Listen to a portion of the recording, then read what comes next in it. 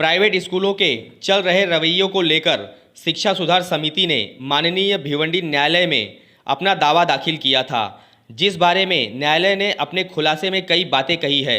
इन सारी बातों का खुलासा करने हेतु शिक्षा सुधार समिति के अध्यक्ष विजय कांबले, इमरान शेख, रेहान अंसारी सहित पदाधिकारियों ने क्या कहा, आइए सुनते हैं।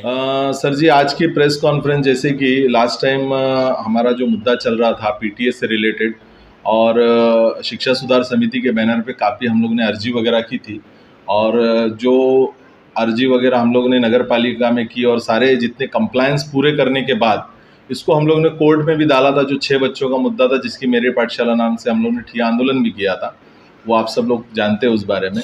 तो उस कोर्ट ने कुछ डिसीजन दिया है 2 तारीख के दिन, और हमको सैटरडे के दिन ये कॉपी मिली है।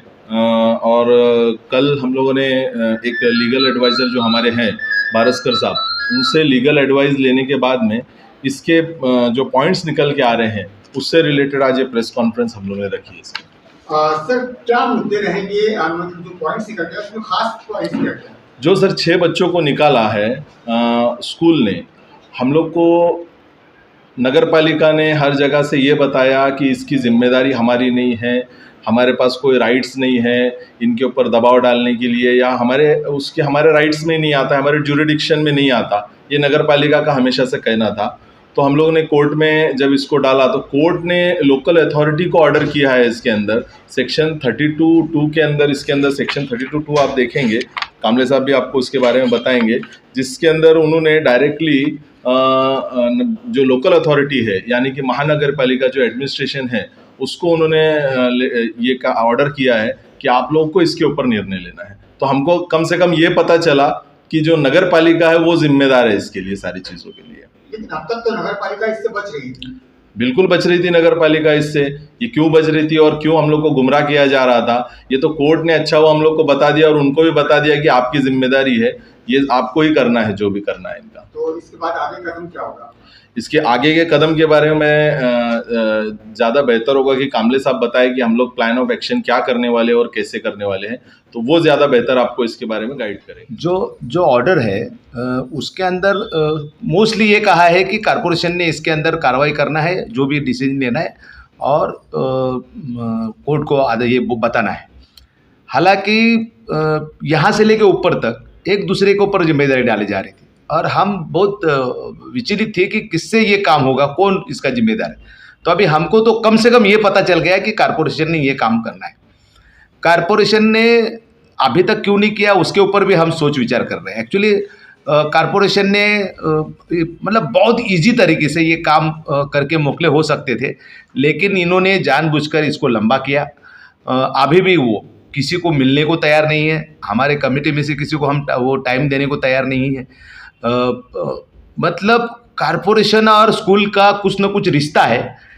इसके अलावा क्या हो सकता है? एक तो रिश्तेदार होंगे इसलिए एक दूसरे को बचा रहे, या दूसरा क्या हो सकता है? उसके अंदर हमको ऐसा लगता है कि आर्थिक कारण भी हो सकता है कि एक दूसरे को वो बचा रहे। तो अब भी हमको समझ में आ गया कि ये जो कॉरपोरेशन की जो कमिश्नर है, हम लोग अगर इन जनरल भी देखें तो कमिश्नर कुछ काम नहीं कर रहे हैं, और इतना इजी काम कि कॉरपोरेशन ने एक लेटर लिखना है स्कूल को और वो बच्चों को ताबड़तोड़ स्कूल में लेना है, इतना इजी काम भी वो करने को तैयार नहीं है, जिम्मेदारी से झटक रहे। अभी उनको ये काम करना पड़ेगा क्योंकि कोर्ट के ऑर्डर है।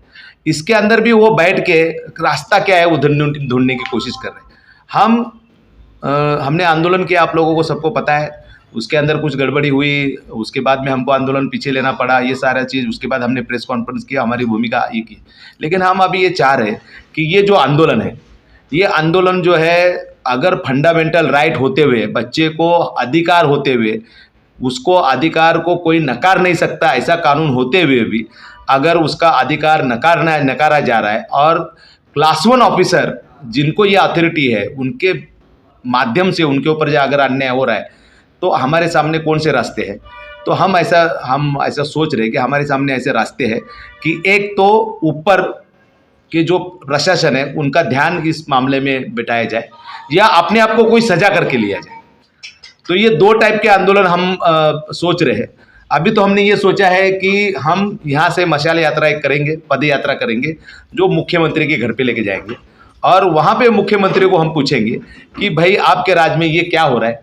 अगर इतने छोटे बच्चों को भी न्याय नहीं मिल रहा है तो बड़े लोगों का क्या होगा। तो वो 6 बच्चे जो निकाले थे उनका क्या हुआ? वो बाहर है अभी भी। सर अभी तक तो ये खबर चल रही थी सूत्रों से कि उनको वापस लिया जाएगा।